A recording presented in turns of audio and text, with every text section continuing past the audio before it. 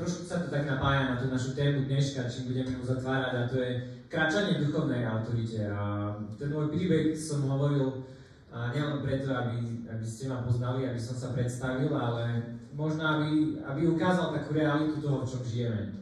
Že ten duchovný boj je niečo veľmi reálne, čo na nás dolieha, čo ovplyvňuje náš život a čo rozhoduje o tom, že či ty kráčaš v živote alebo v smrti. Možno predtým som mal všetko a mal som pohodový život, ale som kráčal v smrti. Som žil život, ktorý bol vlastne smrťou. A potom som možno strátil všetko, čo je úplný kontrast, ale som získal všetko a žijem život, ktorý je naozaj životom. A tak možno o tom budeme dneska trochu viac rozprávať, že čo to znamená, ako nedovoliť tej temnote, aby vládla v mojom živote, pretože Ježiš už za to zaplatil. Chcem vám ukázať nejaké štatistiky na začiatok. Bol som projektový manažer, tak začneme číslami. Neviem, či máte radi štatistiky, ale aspoň táto bola pre mňa veľmi zaujímavá, inak čísla veľmi nemusím.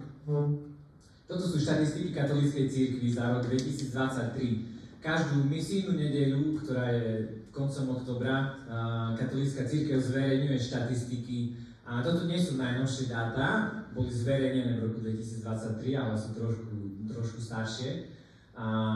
Čiže počet biskupov klesol o 23 na číslo 5340, čo je číslo všetkých biskupov katolíckej cirkvi na svete.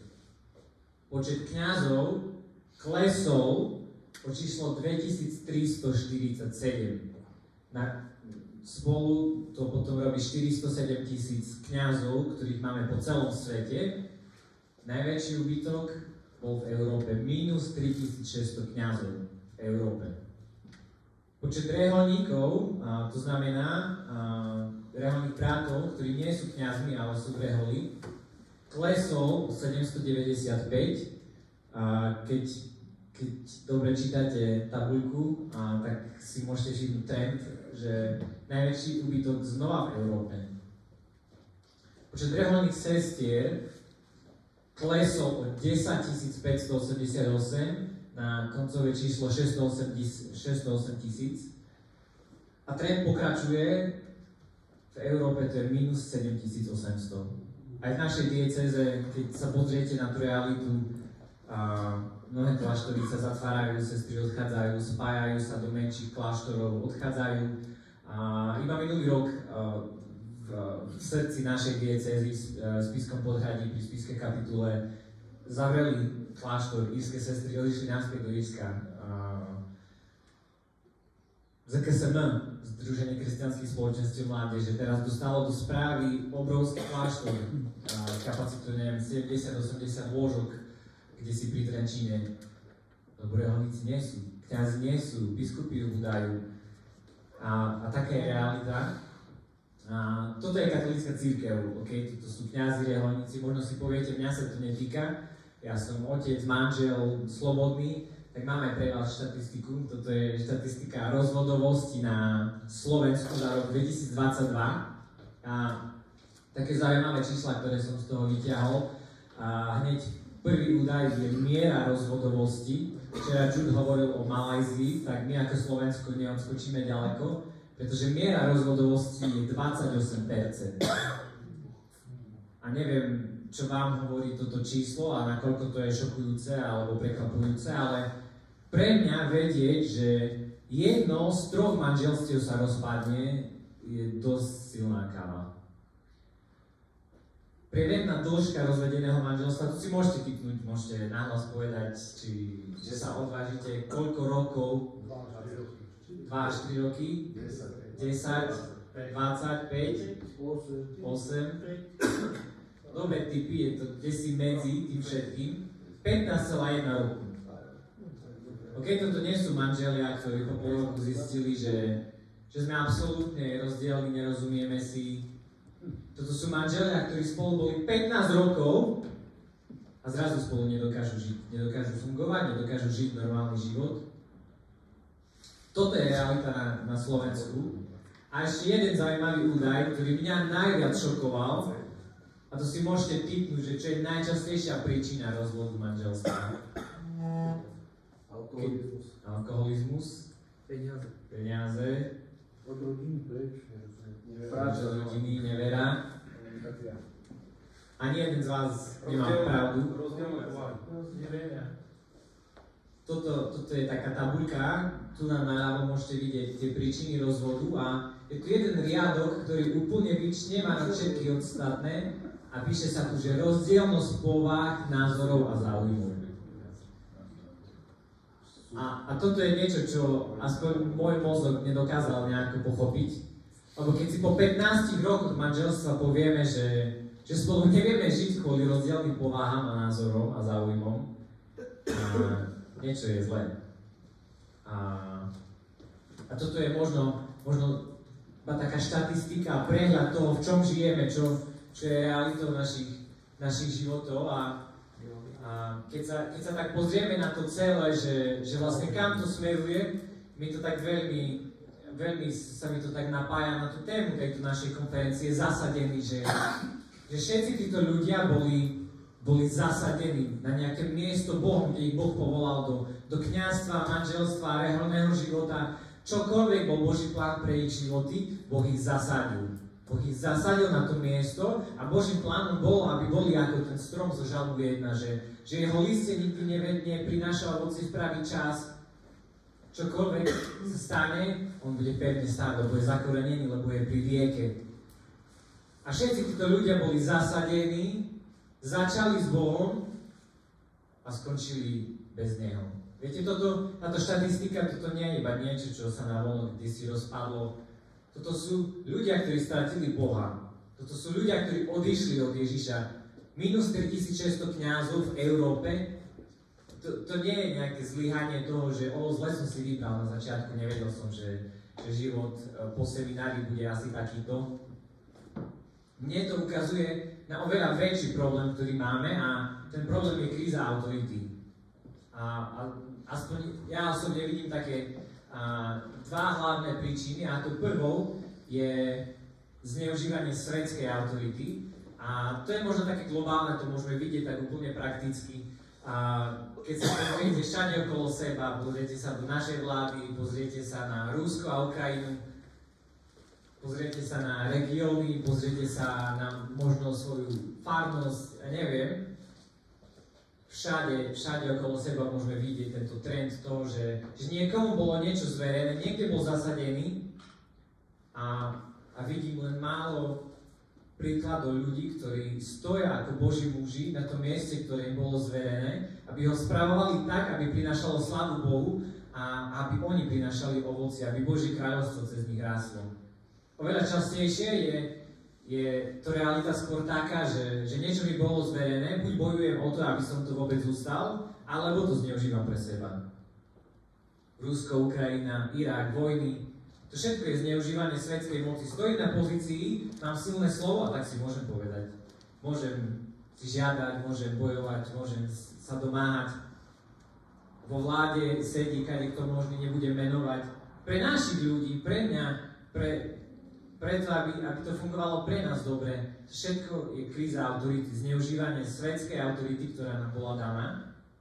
A Boh hovorí, že toto všetko pochádza od Neho, že to On ustanovil túto autoritu.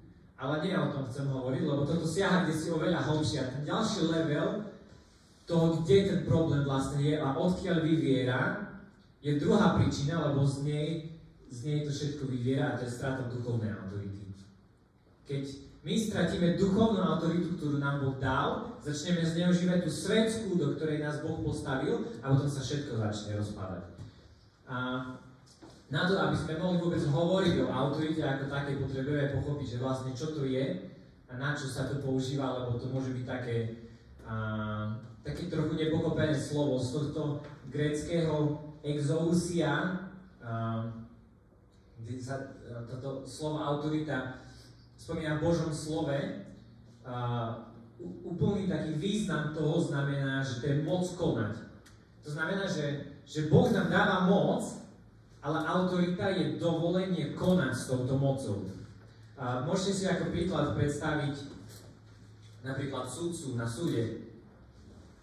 V čom je jeho moc? Z čoho vyviera? Kto mu dal túto autoritu?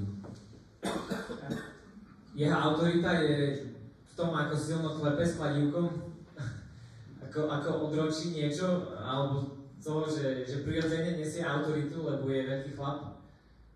Nie, samozrejme, lebo tam je nejaký najvyšší orgán, ktorý ho poveril a on ho ustanovil na toto miesto, tam ho zasadil a on povedal, že toto budeš spravovať a toto je tvoja právomoc. Teda mu dal moc konať, vykonávať nejaký súd, vykonávať nejakú akciu. A keď ten sudca odklepne kladívkom a povie 20 rokov na tvrdo, nebudeš namietať, ale ťa vezmu a ideš na 20 rokov do väzenia. Lebo to je autorita, ktorá mu bola daná a on vykonáva túto autoritu. Ale keď ja poviem, Julian, 20 rokov na tvrdo. Nevidíte jeho tvár, ale sa smeje. Lebo ja nemám tú autoritu ho poslať na 20 rokov do väzenia. Ale ten sudca, ktorý bol ustanovený a ktorý má oblečený ten talár, ktorý hovorí, že áno, ja som sudca, ja som bol ustanovený stáť na tomto mieste a vykonávať túto vec, on má autoritu to urobiť. A keď jeho slovo odznie a on to odklepne, tak to platí. A toto isté je aj v duchovnom svete, že Boh nám dal autoritu a tá moc na to, aby sme niečo vykonávali, pochádza od Neho. To nie je naša vlastná moc. Sudca sám o sebe, keď vyjde vonku mimo súdu, nemá žiadnu moc povedať kade komu, choď a ideš na 20 rokov. Lebo je mimo svojho úradu, ale keď je vo svojom úrade, keď má oblečený talár, vtedy má autoritu. A toto je niečo, čo pochádza od Boha, čo Boh ustanovil a do čoho nás postavil a toto si my potrebujeme zastať. Matúšovi 28, iba štvrtok tohto týždňa sme mali toto evanjelium, keď Ježiš vystupuje do neba a hovorí učeníkom, že daná mi je všetká moc. Ten náš slovenský preklad nie je úplne najlepší, povedzme si pravdu. A v iných prekladoch, v anglickom preklade sa píše autorita. Všetká autorita mi bola daná, preto vy chodte a robte učeníkov, učte národy. Hovorí, mne bola daná všetká moc. V Efezanom 1. kapitole sa píše, že Ježiš to všetko, čo vytrpel, a hovorí, preto ho Boh nad všetko povýšil, dal mu meno, ktoré je nad každé iné meno. Meno, na ktoré sa zohne každé koleno v nebi, na zemi, v podsvetí. Vysoko nad každú autoritu, kniežatstvo, pánstvo. Tak veľmi ho Boh vyvyšil pre svoju poslušnosť, preto, čo završil na kríži, preto mu bola daná všetká moc, všetká autorita. A v tejto autorite, toto miesto, kde on je posadený, tam sedíme my s nimi. Efezanom 2. kapitola hovorí, že hoci sme boli mŕtvi, skrze Ježiša sme boli skriesení a v Kristovi sme boli posadení v podnebeských oblastiach. V Kristovi sme posadení v tej istej oblasti autority, ktorú má Kristus. Nad každým pánstvom, nad každou mocnosťou a kniežatstvom temna, tam stojíme my. A otázka je, že či vy a ja sme si vedomi tejto autority, ktorú nám Boh dal a ktorú máme zastávať v tomto svete. Lebo keď si nie sme vedomi toho miesta, ktoré nám patrí ako synom, ako dedičom, ako členmi Kristovho tela, ktorého sme údmi, tak potom nemôžeme skrze túto autoritu prinášať jeho moc.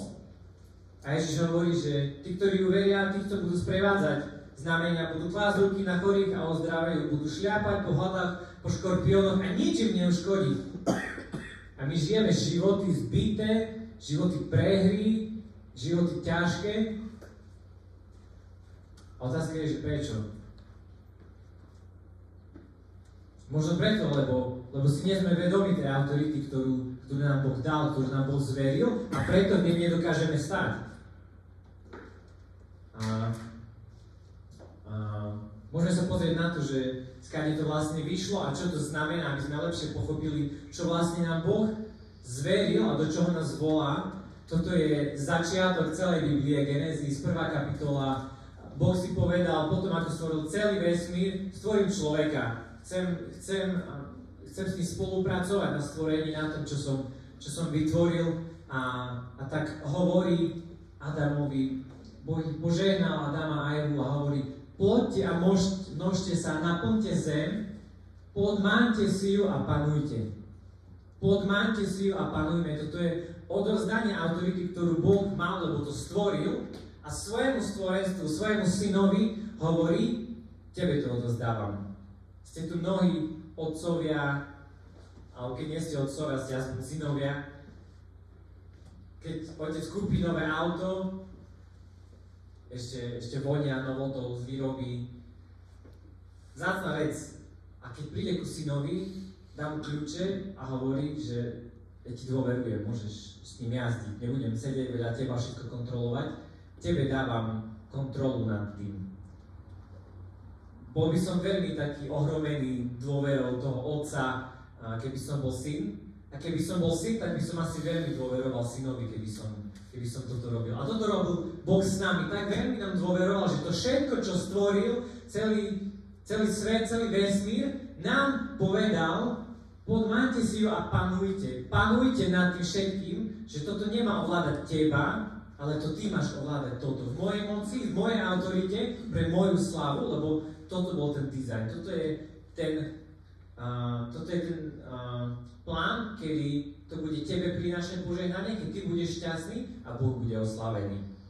A hovorí, že panujte nad rybami mora, nad vtáctvom neba a nad všetkou zverou, čo sa hýbe po zemi.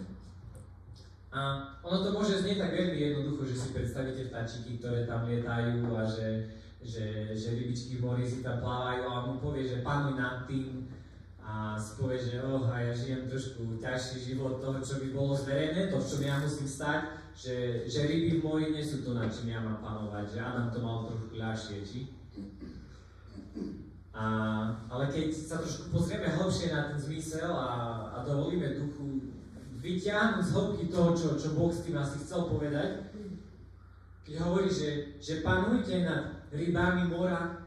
More je niečo, čo je, alebo teda ryby v mori sú niečo, čo je pod úrovňou zeme, kde si dole, skryté.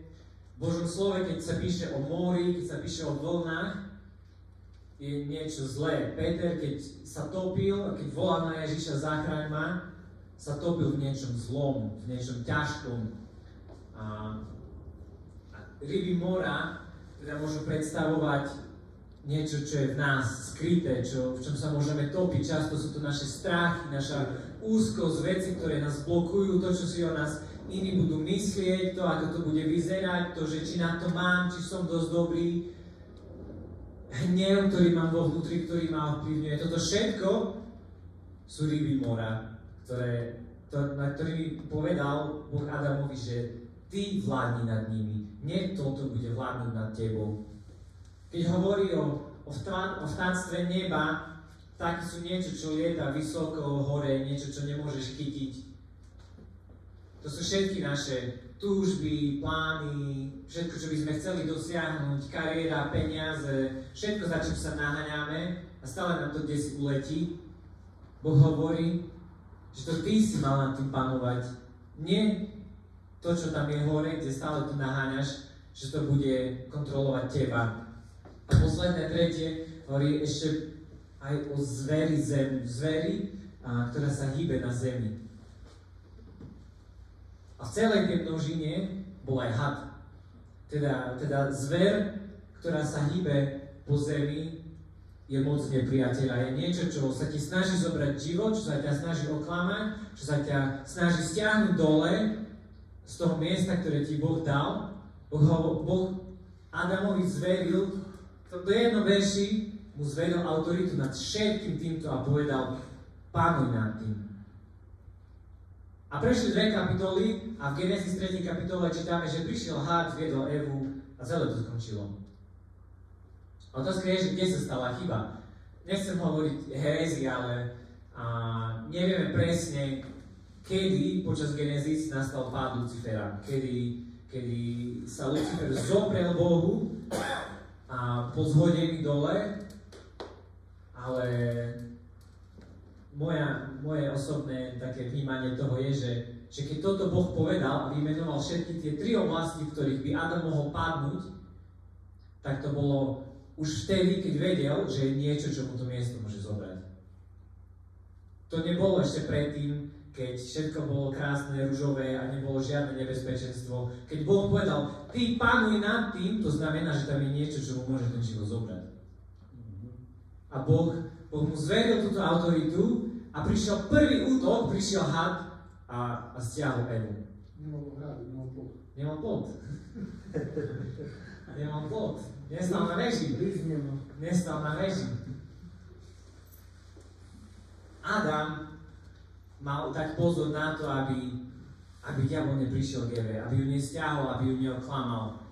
A potom, nielenže strátil to svoje miesto, ale keď to celé sa to rozpadlo a on musel byť zodpovedný pred Bohom, ako taký pochabý chlapček, ešte aj svojej zodpovednosti sa zbavil, lebo ešte Evu obvinil a povedal, že to ona mi dala. Vidíte, to je úplne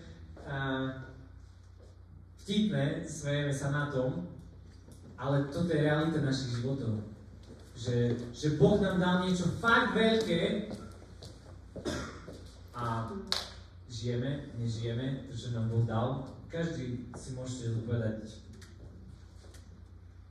v kontexte svojho vlastného života, že ako to vyzerá, čo vlastne nesieme ako muži, ako panujeme nad tým, čo nám Boh zveril, ako panujeme nad tým, čo sa zdá, že panuje vonku.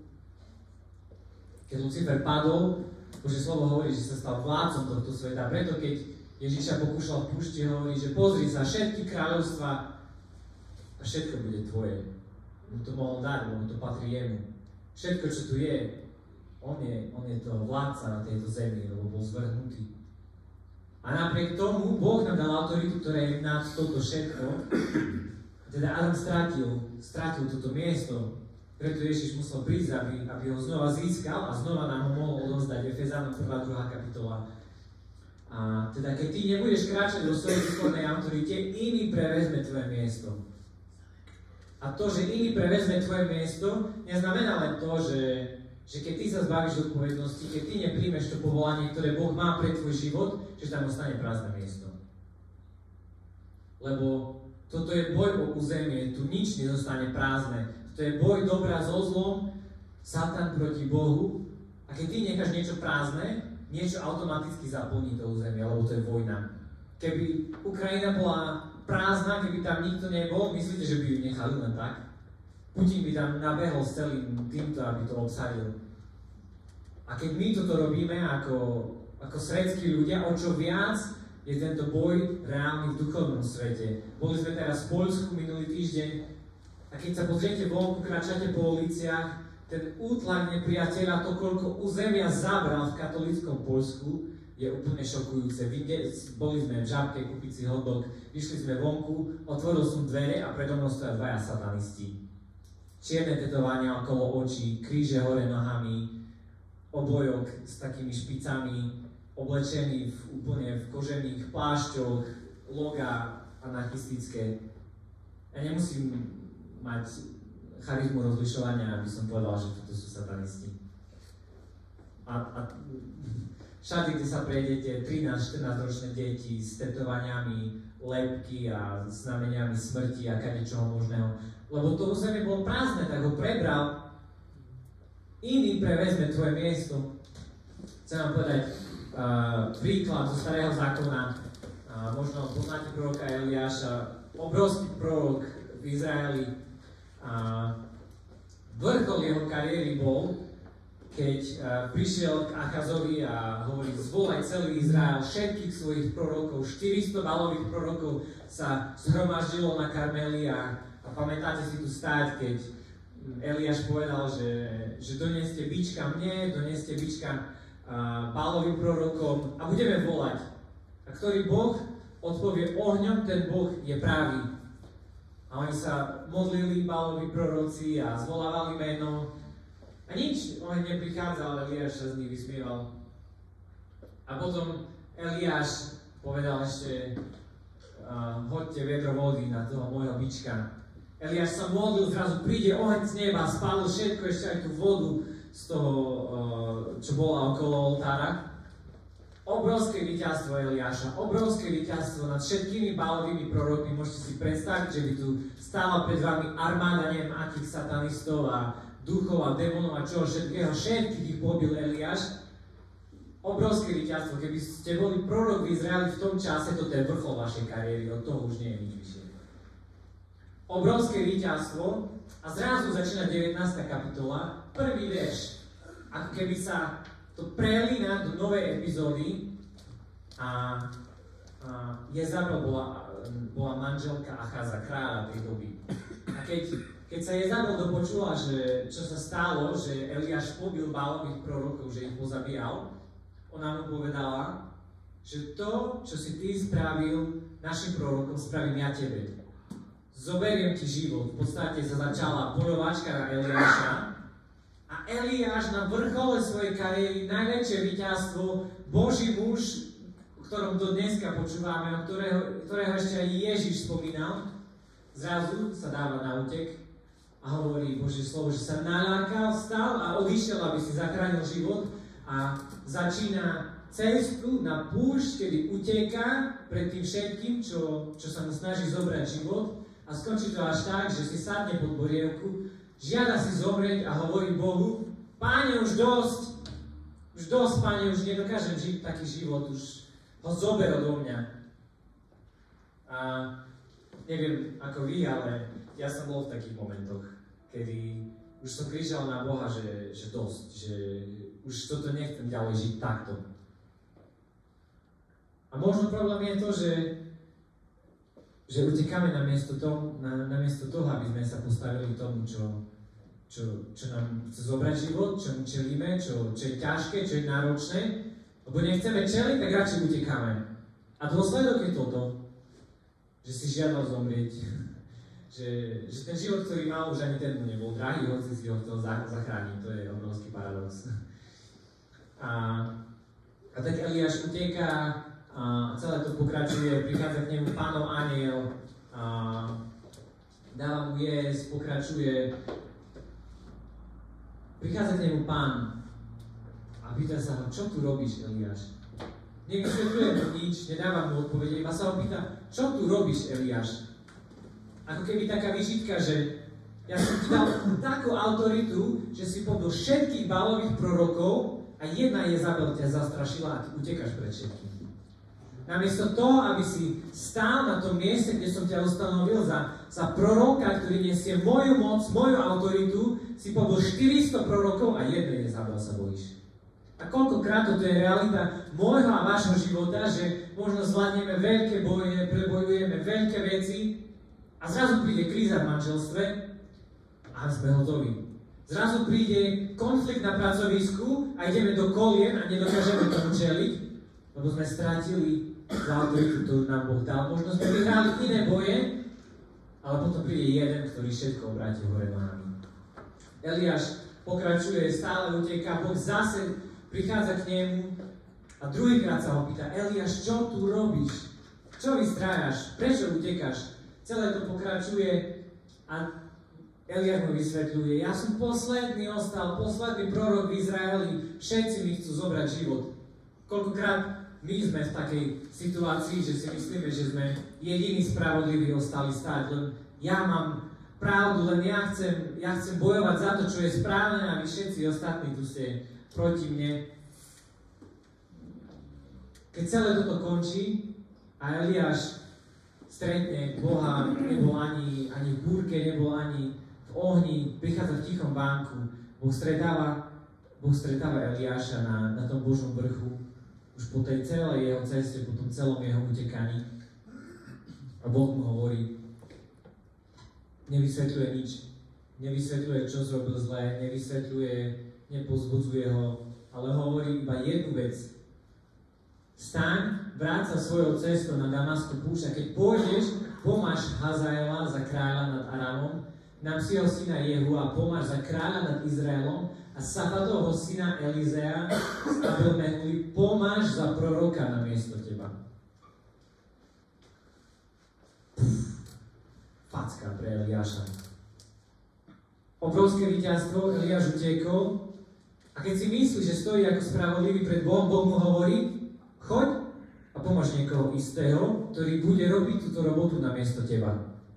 Lebo ty si nestal na mieste, ktoré ti bolo zverené, nestal si pevne, nedokázal si sa postaviť tomu, čo stálo pred tebou, ale si utiekol, tak choď a pomáš Elizea za proroka namiesto teba. A to je tá pointa toho, že keď my nebudeme stať na mieste, ktoré nám Boh zveril, to miesto preberie iný. V dvoch zmysloch. Prvé je, že to je pravda, že Boh nás nepotrebuje na to, aby dosiahol svoje plány, aby to mohol spraviť celé sám. Boh pošle iného. Keď ty povieš Bohu nie, no problém, Boh pošle iného. Ale ty strácaš. A to, čo strácaš, je to svoje miesto autority ako Adam, s ktorým strácaš všetko, lebo ono neostane prázdne, ale niekto ho preberie. A ten niekto nie je ten iný Boží muž, lebo on má svoje miesto autority, ale tvoje ostane prázdne a to tvoje bude prezané nepriateľom. Toto je zo skutkov 1. kapitoly. Toto je čítanie z dneška. Toto nebolo pripravené. Toto je prvé čítanie z dneška, kedy Peter cituje Davida a hovorí o Judášovi a hovorí toto, že jeho príbytok nech spustne a nech nie je nikoho, kto by v ňom býval a jeho úrad nech prevezme iný. Judáš bol zasadený na miesto, kde mal prinášať ovocie, kde mal byť verný tomu, čo mu Boh dal a pretože on svoje túžby postavil, svoju žiadostivosť po peniazoch, po bohatstve, postavil nad to, čo mu Boh zveril, že dovolil tým vtákom neba, aby panovali nad ním, stratil. Všetko strátil. A Božie slovo hovorí, že išiel, kúpil pole a na tom poli praskol a jeho vnútornosti vytiekli von. Doslova ho rozbučilo. Čiže môžeme vidieť, čo bola jeho túžba. Peniaze, majetok. Išiel a kúpil si pole, že zradil Ježiša. Vtáctvo neba a všetky tie jeho túžby, sny, ktoré naháňal, začali panovať nad ním a tak strátil tú pozíciu autority, ktorú dal. A tak Peter hovorí, keď cituje Davida, že jeho úrad nech prevezme iný. Čiže ak my nebudeme stať na tom mieste, niekto iný prevezme naše miesto. A dneska sme čítali skutkov, že potom hodili los, ktorý padol na Mateja. Matúš 21:43 hovorí, že vám sa Božie kráľovstvo vezme a dá sa národu, ktorý bude prinášať ovocie. A to rozhodnutie je na mne a na vás, že či sme ochotní platiť tú cenu za to, aby sme stali tam, kde nás Boh zasadil, hoci to, čo mu budeme čeliť, je ťažké, ale s poznaním toho, aká autorita, aká veľká je moc, ktorú nám Boh dal. Lebo nejak inak na tom nedokážeme stáť. Nejaké znaky, kedy môžete vy vidieť na svojom vlastnom živote, že nestojíte pevne v tej autorite, ktorú vám Boh dal, ale že ju strácate a hneď prvým je únava, je vyhorenie. To je znak toho, že kráčame vo vlastnej sile.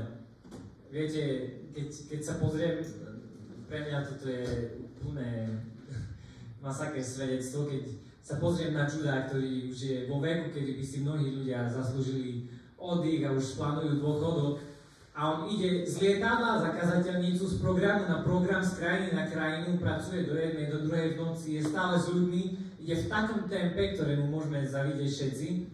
A to nie je jeho sila. To nie je jeho moc. To je Boží duch, ktorý oživuje, ktorý dáva silu aj vtedy, keď ty nemáš, aj vtedy, keď nevládzeš.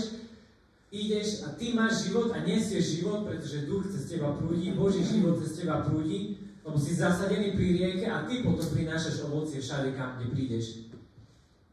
Ale tento víkend ste mohli vidieť, že je to možné, že sú ľudia, ktorí toto žijú. A tak keď nestojíme v tej autorite, tak prichádza únava, prichádza vyhorenie, žijeme v strachu, že stratíme niečo, čo vlastne Boh povedal, že nám patrí.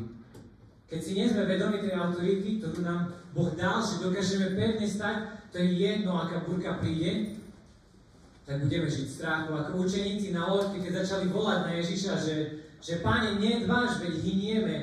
A Ježiš spál v loďke. Ježiš spál v loďke, lebo poznal svoju autoritu ešte aj nad všetkým stvoreným. A tak potom prikáže moru a more stíchne. Ježiš si bol vedomý svojej autority, ale učeníci nie. učeníci si neboli vedomi toho vlastne, do čoho ich Ježiš povolal. 3 roky boli s ním, aj tak to nechápali.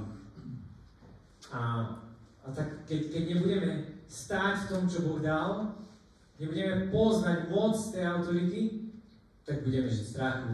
Stratíme víziu, lebo keď žiješ v strachu, keď utekáš pred vecami, tak sa ti tvoja vízia zahnie. Zrazu to, čo Boh povedal, to, čo ti Boh prisľúbil, sa stane nemožné, lebo to sa nedá. To príliš veľká opozícia. To, proti čomu stojím, to, čomu čelím, je tak veľké, že vlastne zanecháme aj celú tú víziu a pôjdeme cestou, ktorá je ľahšia. Prídu závislosti ako kompenzačný mechanizmus. Môžete vymenovať 1, 2, 3, 5, 10. Alkohol, pornografia, všetko, čo vidíme vonku, jedlo. Môžeme taký celý zoznam mať toho, čo začneme robiť, aby sme zaplnili to prázdne miesto. A o tom nemusím to nejako rozvíjať. Nekonzistentný duchovný život. Budeme ako Eliáš, že v jednom momente budeme na vrchole slávy, môžeme byť veľkí lídri, môžeme byť otcovia, ktorí sú skvelí, ktorí sú príkladom pre iných. Môžeme byť, neviem, zakladatelia rôznych komunít a kadečoho možného.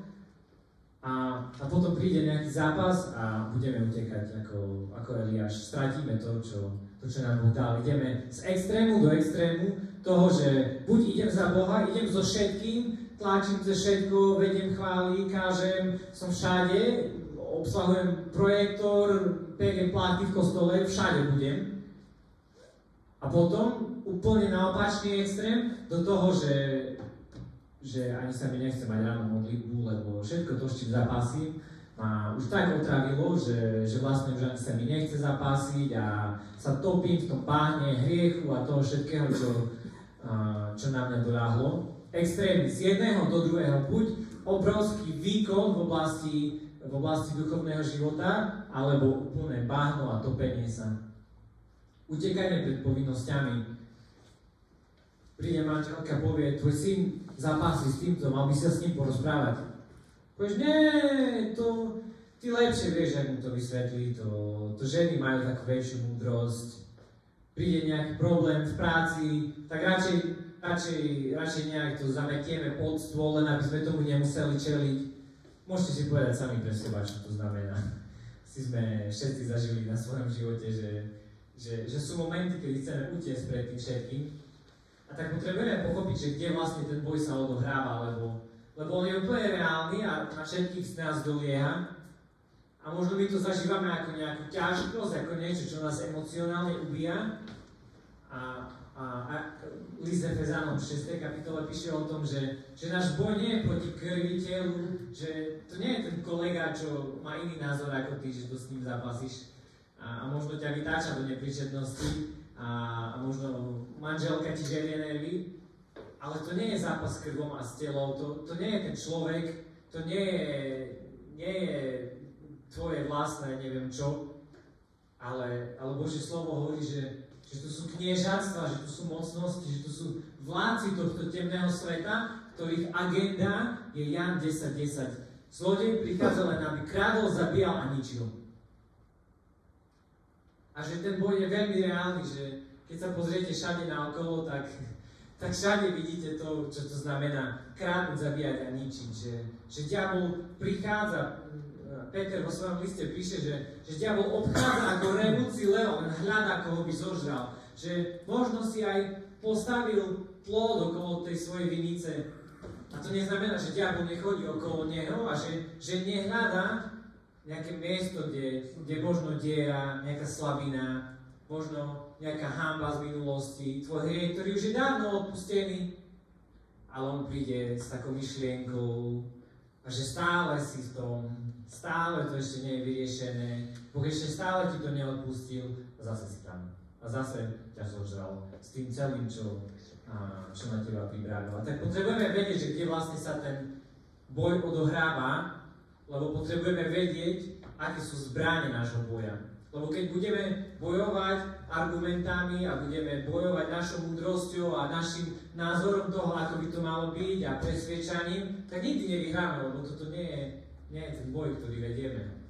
A tak toto slovo jasne hovorí, že tento boj sa odohráva v duchovnej sfére, tak zbrane nášho boja nemôžu byť z tohto sveta. Nemôže byť náš jazyk, naša múdrosť, naše argumenty, nemôže to byť naša sila, ale musí to byť moc ducha v nás.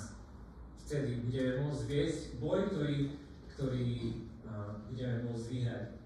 Toto je katechizmus katolíckej cirkvi a to je len pre také pochopenie toho, že čo to vlastne znamená, kde sme postavení spolu s Kristom.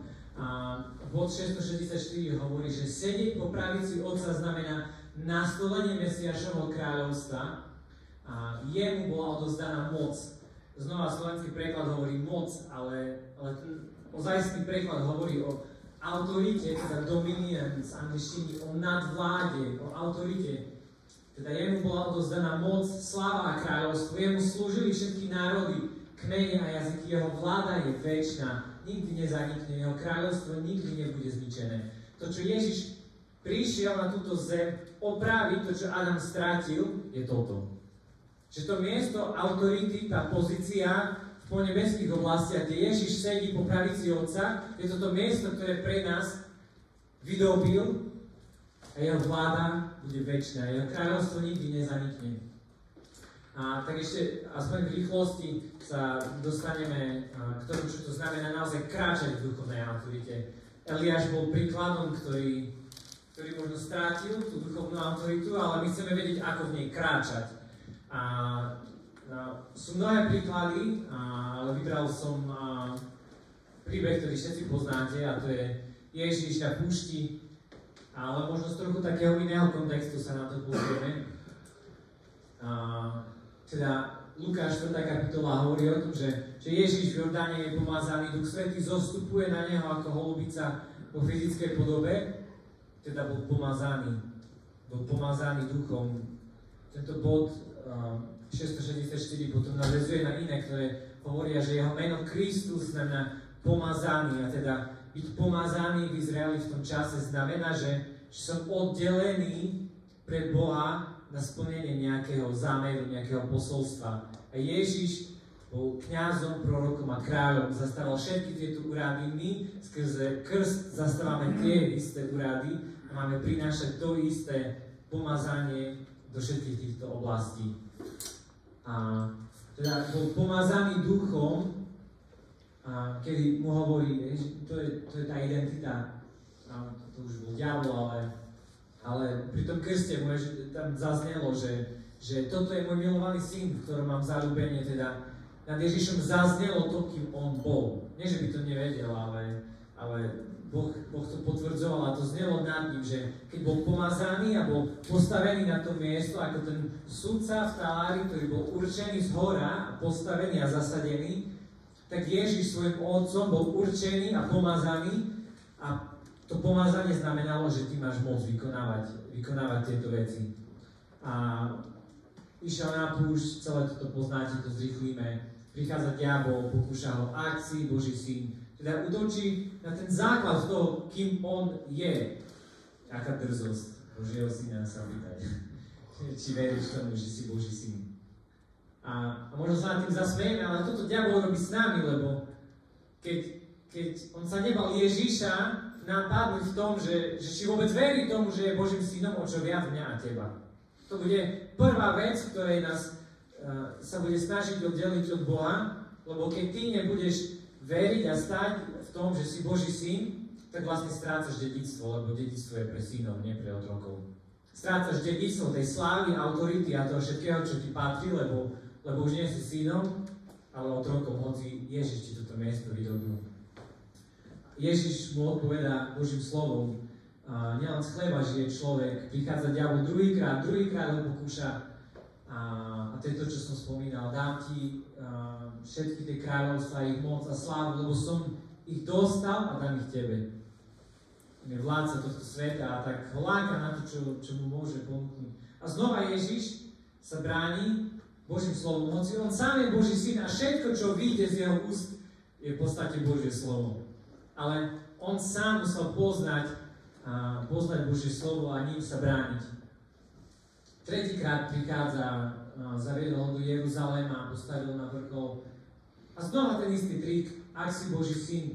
A Ježiš zase odpovedá Božím slovom. Keď diabol to všetko odišiel od neho. A tak my, keď žijeme v týchto bojoch, keď si potrebujeme zastať našu autoritu, potrebujeme mať koncept toho, ako to môže vyzerať. Lebo často si myslíme, že vyhráme jeden boj a už to bude dobré.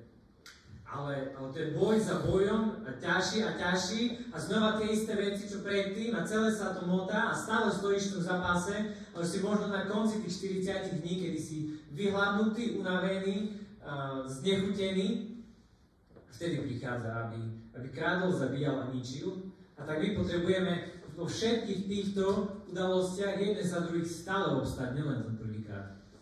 A na to, ako to robiť, sa potrebujeme učiť od Ježiša, že on sám ako Boží syn, on citoval Božie slovo. On citoval to, čo bola pravda, lebo diabol je ten, ktorý je klamár, ktorý je žalobca brátov, ktorý nepríde, aby ti povedal, že choď, zabij niekoho. Jasné, že budeš vedieť, že to je on, nie som sprostý, aby som to išiel spraviť. Ale ponúkne niečo krajšie, niečo lepšie, niečo, čo sa zdá, že získaš. Tak sa potrebujeme dostať k tej podstate a cieľu duchovnej autority, lebo už vieme, že odkiaľ pochádza, vieme, na čo nám ju Boh dal a teraz potrebujeme, a teda ako v nej obstať a potrebujeme vedieť, že na čo ju vlastne používať a čo má byť ovoci z toho celého. Keď Ježiš sa vrátil z púšte, prichádza do synagógy, otvára zvitok a cituje Izaiáša a číta túto stať. A hovorí, že duch Pána je nado mnou, lebo ma pomázal. Poslal ma ohlásiť evanjelium chudobným. Poslal ma oznámiť zajatým, že budú prepustení. Slepým, že budú vidieť. Utláčaných prepustiť na slobodu a ohlásiť rok Pánovej milosti. A toto máme robiť my. Vy a ja. Toto má byť ovocím kráčania v našej duchovnej autorite, lebo to miesto, kde nás Boh postavil, Efezánom 2. kapitola, že v Kristovi sme postavení v ponebeských oblastiach nad každú mocnosť, autoritu, kniežatstvo a pánstvo. Ovocím má byť toto.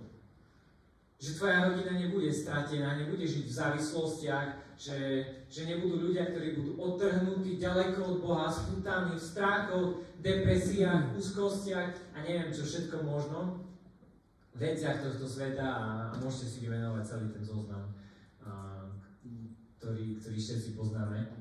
Ale ovoci má byť toto, že môj život a to, ako ma Boh bude používať, bude spôsobovať, že zajatí budú prepustení. Že tie ryby mora, ktoré panovali, ten strach, tá úzkosť, to všetko, čo ma zväzuje, hnev, ktorý nesie v sebe, neodpustenie, že to bude lámané Božou mocou a Božou autoritou, že zajatí sa budú stávať prepustenými. Že slepí budú vidieť tí, ktorí nevedeli, že idú zlou cestou, že sú ďaleko od Boha, že to klamstvo, ktoré diabol priniesol do ich života, ktorým ich oklamal ako Evu, ako sa snažil oklamať Ježiša a nás všetkých tu, čo sme, že to klamstvo bude lámané. Najhoršie na tom klamstve je, že my nevieme, že v ňom žijeme. Keď som oklamaný nepriateľom, ja neviem, že som oklamaný, to je na tom najhoršie. A práve preto my musíme byť tí, ktorí budú toto prinášať, že budeme stať v Božej moci a autorite na miestach, kde slepí potrebujú, aby im boli otvorené oči. Božou pravdou, Jeho slovom. Utlačaných prepustiť na slobodu. Koľkokrát zažívame taký útlak toho všetkého, čo na nás tlačí zo všetkých reklám, billboardov, všetko, čo by sme chceli pre svoj život, hriech a ďalšie veci. Koľkokrát sme utláčaní hriechmi, s ktorými už nevládame ďalej bojovať, kedy už to chceme vzdať, lebo nás tu pritlačí ako také ťažké bremeno. A toto má byť ovocie našich životov. Nielen tých, ktorí sú v službe, ktorí robia veľké veci v cirkvi. Toto má byť každý jeden pokrstený kresťan, lebo každý jeden pokrstený kresťan dostal toho istého ducha, ktorého Ježiš mal, ktorý ho pomázal a poslal ho, aby zajatí boli prepustení, aby slepí videli. A tak toto má byť čosi, čo my prinášame a veľmi sa ma dotýkali tie slová, ktoré Peťo hovoril aj počas chvál, aj včera, ako ten kňaz s tými 2 dievčatami, keď si povedal, čo ja som robil v tej farnosti 4 roky, že som im nedokázal pomôcť. Čo ja robím ako kňaz, že tí ľudia sú zotročení mocou nepriateľa. Čo robím ako otec vo svojej rodine, že moja rodina nepozná Krista, že zápasia, že žijú v temnote, v spútaní, že závislosti stále majú nad nami moc, že deti sa nerozprávajú so svojimi rodičmi, že sme vzdialení od seba. Čo robím ako muž na tom mieste, kde ma Boh zasadil, lebo ovocie má byť toto. A keď to tam nie je, tak otázka je, že prečo.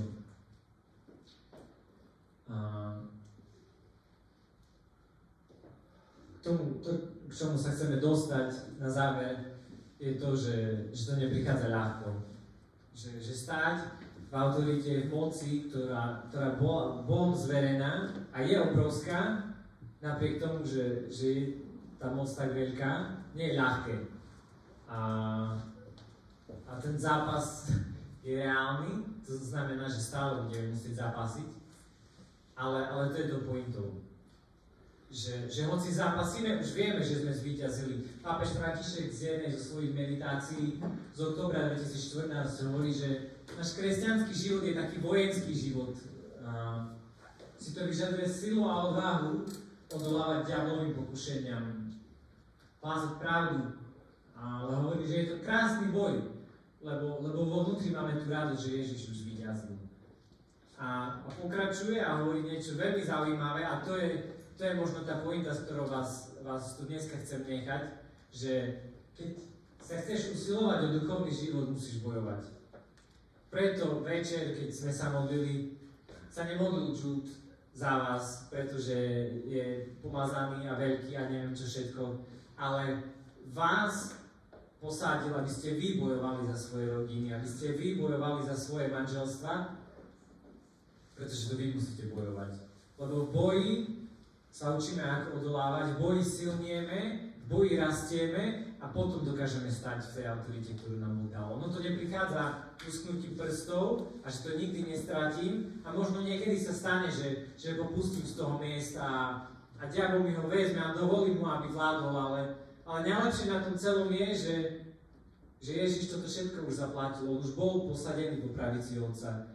My s ním už sedíme na tom mieste a zobrané nám môže byť len vtedy, keď my ho sami pustíme. Keď dovolíme zlému, aby ho zobral. Čo ale znamená zároveň, že si ho môžeme zobrať naspäť. Lebo Ježiš už toto všetko zaplatil, vydobil a tak možno padneme, ale znova potrebujeme prísť k Ježišovi povedať, na novo ma obí svojou krvou, na novo ma vyzbroj svojim duchom a pošli ma, aby som stal pevne tam, kde som. A keď sa toto stane, to znamená, že druhýkrát už budeš stať silnejší. Že ten koreň ku rieke už bude dlhší. Že možno ten zápas, ktorý budeš čeliť na budúce, už nebude taký ťažký ako ten predtým, lebo ty už si silnejší. A Boh nikdy nevezme tie zápasy, ktorým čelíme, lebo Ježiš dneska to je v Evanjeliu, hovorí, že kým ja som tu bol, ja som ich ochraňoval. Ale potom poslal svojho ducha.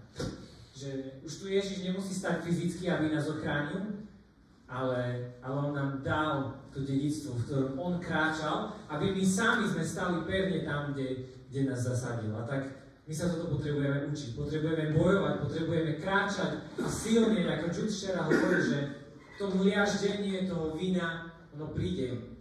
Nie je od Boha, ale Boh ho dovoluje na to, aby sme zosilnili, aby sme vyrástli v duchu. Tak pápež František hovorí, že ak sa chceš snažiť o duchovný život, musíš bojovať. To nie je možnosť. A Jakubov 1.2 hovorí, bratia, to je len radosť, keď postupujete akékoľvek skúšky. Viete, že skúška vašej viery prináša vytrvalosť. A vytrvalosť sa má ukázať v dokonalých skutkoch. Aby ste boli dokonalí a neporušení a v ničom nezaostávali. Anglický preklad hovorí, aby vám nič nechybalo, aby ste boli zrelí. Toto je cieľom toho zápasu, v ktorom stojíte vy a ja.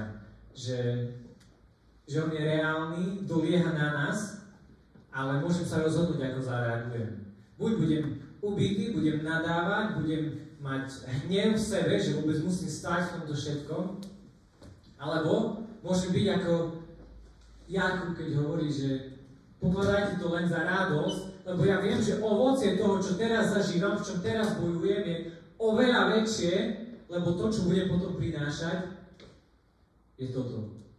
Že slepí budú môcť vidieť, že zajatí budú prepustení, že utláčaní budú vyvedení na slobodu, lebo ja som obstal na tom mieste a to pomazanie, ktoré Boh dal, tá moc, ktorá tečie z hora, cezo mňa bude prinášať ovocie. A toto je cieľom kráčania v našej duchovnej autorite, cieľom tých všetkých bojov, ktorým čelíme, aby sme sa zakoreňovali, aby sme mohli byť ako ten strom zo Žalmu 1, ktorého lístie nikdy nevedne, ktorý prináša ovocie v pravý čas, darí sa mu všetko, čo podniká, lebo to je možné. A tak veľmi krátkosti 5 pilierov, a zatiaľ, keby som mohol poprosiť hudobný tým, aby sa pripravili a potom na modlitbu. Praktické piliere toho, ako kráčať v duchovnej autorite. Tým prvým je identita, ale je to niečo, čo je úplne konkrétne. Identita nie je len to, že si Božím synom. Identita je niečo úplne konkrétne, čo Boh o tebe povedal. Keď sa Pánom anjel zjavuje Gideonovi, hovorí mu, pokoj s tebou, udatný bojovník. On ho volá po mene, hoci Gideon bol utlačaný, ani sám si neveril, Boh mu hovorí, že ty si udatný bojovník. To bola jeho identita. Keď Boh Otec nad Ježišom v Jordáne povedal, že toto je môj milovaný syn, on nehovoril iba o tom, že je jeho potomkom. On hovoril, že toto je jeho identita. A mnoho ďalších príkladov, ale na to už nemáme čas. Čiže ty potrebuješ poznať, kto si. Tak ako Zachariáš mal syna z Alžbetou a mal sa im narodiť a oni ho mali nazvať Zachariáš. Ale on hovorí, nie, Ján sa bude volať, lebo on mal niesť niečo iné v sebe. To, čo Boh nad ním povedal a čo do neho bolo vložené, bolo niečo iné. A to je vec identity. A tak my potrebujeme poznať to, kým sme. Lebo inak to bude cieľom nepriateľa. To bude tá slabina, ktorú hoci aj napriek plotu, sa vždy dostane dovnútra a bude krátko zabíjať a ničiť. Potrebujeme budovať intimitu s Bohom. Božie slovo hovorí, že môžeme volať v Duchu Svetom Abba, Otče, že môžeme mať úplne blízky vzťah s Bohom. A to, čo hovoril Peťo dneska, že možno sa modlil, keď potreboval prednášku pripraviť, keď išli slúžiť, že mal nejaký duchovný život, ale srdce bolo z kameňa. A toto potrebujeme my zmeniť, že to nie je len o tom, že prídeme na nejakú konferenciu do kostola, ale my potrebujeme nie sebe život a ten život prichádza len zo vzťahu s Bohom, len z tej blízkosti, ktorú mal Ježiš s Otcom, ktorú mal Eliáš, keď hovorí, že ja stojím v prítomnosti toho, ktorý ma poslal. Všade, kde bol, fyzicky bol na mieste, ale v duchu stál pred Božou tvárou. Taký blízky vzťah mal s Bohom. A potrebujeme toto budovať aj my u seba. Potrebujeme zmeniť to také naše tradičné katolícke, že Božie slovo sa počuje v kostole, lebo Božie slovo je zbraň a bez neho neprežiješ. A to je jedno, či máš zvyk, či nemáš zvyk, keď nemáš, musíš si ho vytvoriť. To nie je možnosť toho, že to je jeden z doplnkov Božieho života s Bohom, že to je OK, dá sa to nahradiť aj ružencom, nedá. Božie slovo potrebuješ ako zbraň. Čítame, že je živé, účinné a ostrejšie ako každý dvojsečný meč. Keď sa Ježiš bránil Božím slovom, prečo sa my nebránime Božím slovom? Prečo, keď príde ten zápas, keď príde tá ťažkosť, prečo sme v tom, že neviem, jak to bude a či to dobre skončí a Pane Bože, prosím, zachráň ma. Prečo tam nestojíme v tom, že 1. Jánoš 4.4 hovorí, že ten, ktorý je vo mne, je väčší než ten, ktorý je vo svete. A to je jedno, aký strach, aká úzkosť príde, aký hnev, aké ťažkosti, to, čo sa ma bude snažiť obrať o život, ja budem stáť, lebo toto hovorí Božie slovo.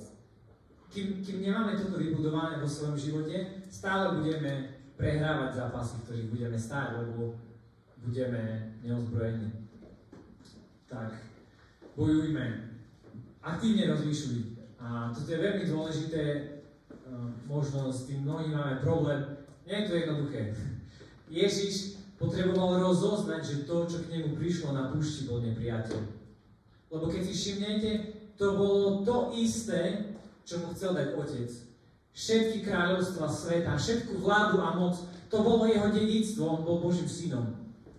Toto isté by dostal od Otca, ale ten spôsob, akým to prišlo, nebol Boží. A Ježiš musel vedieť, že toto nie je Otec.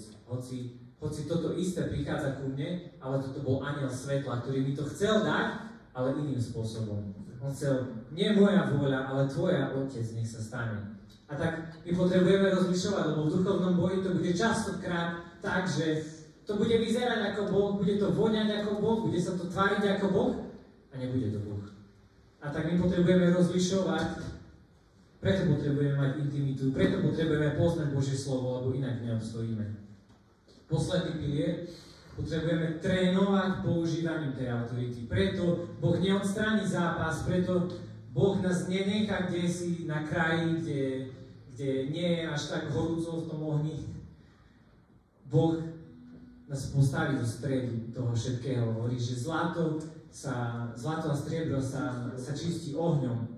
A tí, ktorí čistia striebro, ktorí sú možno zlatníci alebo s tým robia, by vám povedali, že keď zoberie s tou pinzetou, to musí posadiť do stredu ohňa, kde je tá teplota najsilnejšia, najvyššia, lebo tam sa to začne topiť a to všetky tie nečistoty začnú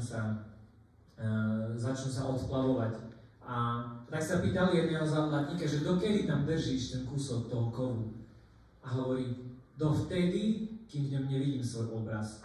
Kým nie je tak čisté, že v ňom vidím svoj obraz. A toto Boh robí s nami, že možno tie skúšky nie sú niečo, čo On vytvoril, ale On dovolí, aby sme boli v strede toho ohňa, kde je tá teplota najvyššia, kde horíme, kde všetko na nás dolieha, aby výsledkom toho bolo, že my budeme na Jeho obraz, že budeme ako Boh, že budeme prinášať Jeho charakter, Jeho vôľu, Jeho pomazanie a ovocie Jeho ducha. Tak potrebujeme používať autoritu. Božie slovo hovorí v Hebrejom 5.14, že pevný pokrm je pre dokonalých, pre tých, čo návykom majú vycvičené zmysly na rozlišovanie dobra a zla. Ono sa to deje tréningom. Nikto to nezískal len tak ľahko, že mu to spadlo z neba. Preto potrebujeme sa učiť z tých bojov, ktoré nám Boh dal. Rásť v tom všetkom. Tie piliere, oni budujú jeden na druhom. A tu je len taký sumár toho všetkého. Chceme sa teraz modliť. Môžete začať, ja som tak instrumentálne. A toto slovo mám pre vás ako taký prísľub. A Izaiáš 52 hovorí, že zbuď sa. Obleč si Sion svoju moc, obleč si šatu svojej nádhery. Sveté mesto Jeruzalém, keď už viac do teba nevstúpi neobrezaný a nečistý. To je to všetko, o čom hovoríme celý víkend a Boh prisľubuje, že ten nepriateľ už nevstúpi, že neprejde cez teba, lebo si potrebuješ obliecť svoju moc. Obliecť si tie šaty synovstva toho, kedy nesieme to dedičstvo autority a moci, ktorú nám Boh zveril, ale to je niečo aktívne. To je niečo, do čoho sa potrebujeme postaviť. Vo verši 2 tu pokračuje a hovorí, strach zo seba prach. Povstaň, posaď sa. Povstaň, posaď sa. To je niečo veľmi aktívne. Ono sa to nedieje len preto, že pozeráme, neviem, kto bude hovoriť k vám. Ale to je niečo, čo vy musíte spraviť. Niečo, do čoho vy sa musíte postaviť, lebo nám to už bolo dané. Roztvor púta svojho hrdla, zajatá dcera Sionská. Neviem, s čím ste tu prišli, čo vás spútáva, čo je prekážka k tomu, aby ste kráčali svoj život v plnosti, v autorite, v moci, ktorý vás Boh poslal. Potrebujeme sa zbaviť tých prekážok. A toto Božie slovo vraví, že to je naša úloha že to my máme roztvoriť tie púta, lebo tá moc a autorita už bola daná, tá rieka už tečie a to je niečo, do čoho my potrebujeme vstúpiť. My potrebujeme zápasiť, lebo takto hovorí Pán, zadarmo ste boli predaní a bez peňazí budete vykúpení. Zadarmo sme boli predaní, lebo to my sami sme prenechali to miesto diablovi. To my sami sme posunuli to miesto autority a moci pre niekoho, komu nepatrí. A my sme tí, ktorí si ju potrebujú zobrať náspäť. Tak vás teraz pozývam si zobrať toto miesto náspäť. Ideme spolu bojovať, môžete sa postaviť.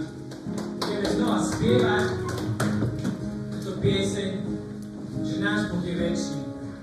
On je silnejší. Budeme to prehlásiť nad všetkým, čo vám berie život, nad všetkým, čo je ťažké, s čím zápasíte, vy musíte poznať tie oblasti. Tak si môžete teraz premietnúť a nejdeme len spievať, ale ideme zápasiť, ideme prehlásiť to víťazstvo, ideme si zobrať náspäť to miesto, ktoré nám patrí právom. Spievajte s nami.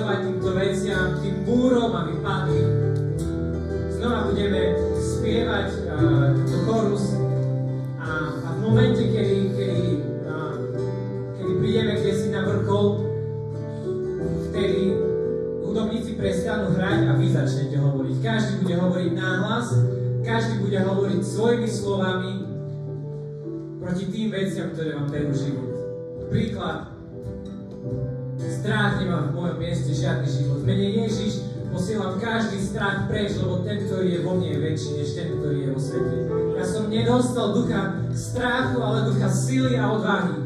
A vy budete prehlasovať život nad oblastiami vášho života, kde je ten zápas, kde ste padli.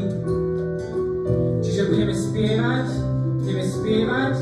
a potom hudobníci prestanú spievať a vy budete hovoriť všetci nahlas, nikto sa nebude sústrediť na nikoho vedľa seba, nikto vás nebude počuť, keď nebudeme všetci hovoriť nahlas, ale preto musíte hovoriť nahlas. Hudobníci budú potom iba hrať, nebudú spievať, ale vy musíte bojovať, vy musíte povedať tým múrom, aby padli, vy máte tú autoritu. Je to jasné? Chápeme? Tak poďme na to.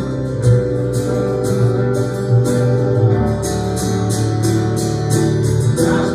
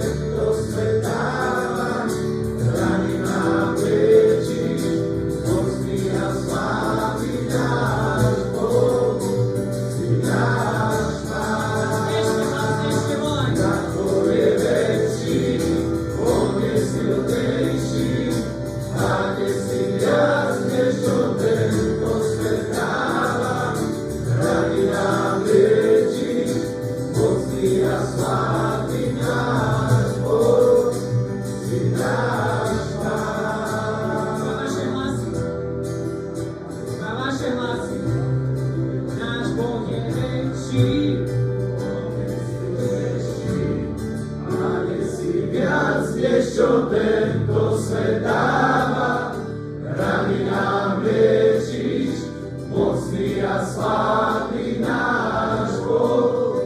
Si náš Pán. Náš Boh je väčší, prehlás to. Náš Boh je väčší, On je silnejší, Pane, si viac, než čo tento svet dáva, rany nám liečiš, mocný a slávny náš Boh, si náš Pán. Prehlás to teraz. Čokoľvek stojí pred tebou, príkaž tomu, nech Páne, prehlás na tým Božie slovo. Príď, Duchu Svätý. Príď, Pane Ježiš, a prevezmi svoje kráľovstvo v srdciach týchto mužov. Každá stena, každý múr, ktorý stojí, nech teraz padne v tvojom mene, Ježiš.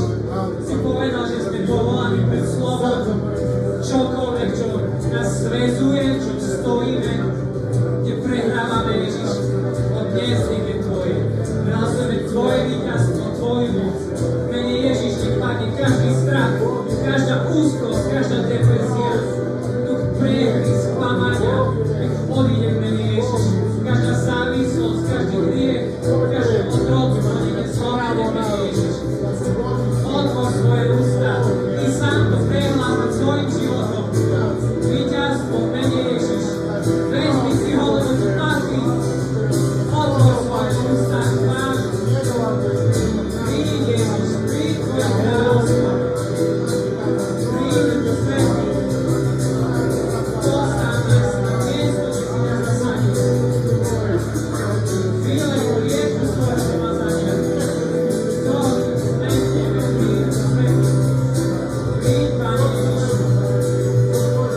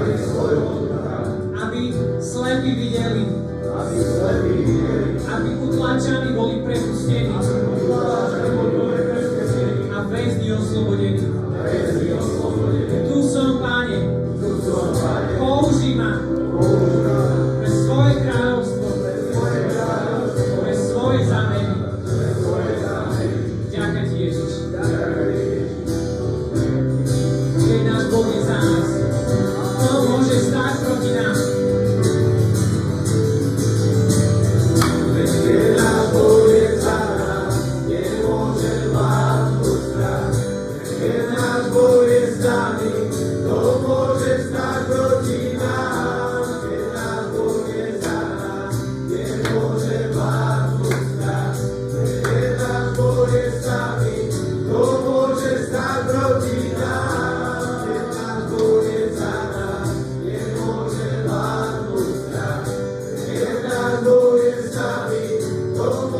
stať proti nám, keď náš Boh je za nás, nemôže vládnuť strach.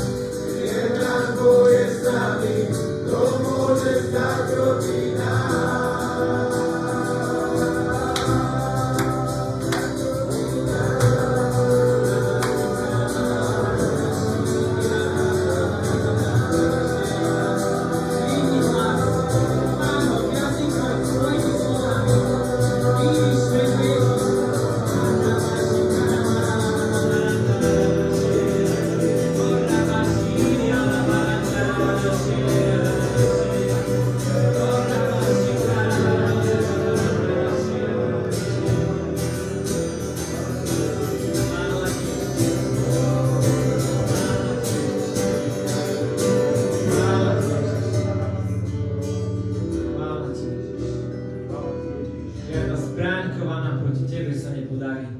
Každý jazyk, ktorý proti tebe povstane na súde, usvedčíš.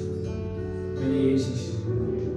Ťa chválime, Ježiš, za všetko, čo si robil počas tohto víkendu. Ježiš, dávame ti chválu za každý múr, ktorý padol v našich životoch, za každú milosť, ktorú sme prijali, za každé usvedčenie toho, čo chceš zmeniť v našich životoch.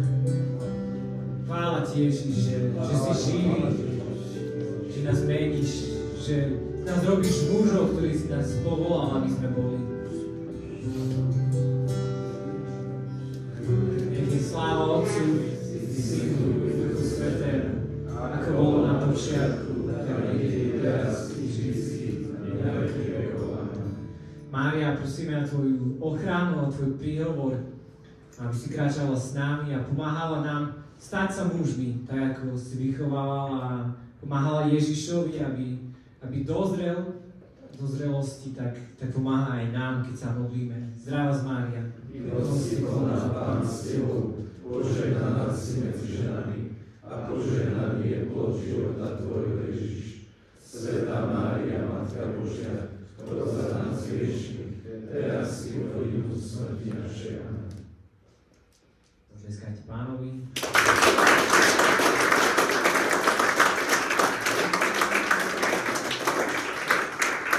Môžete ešte sadnúť na chvíľku.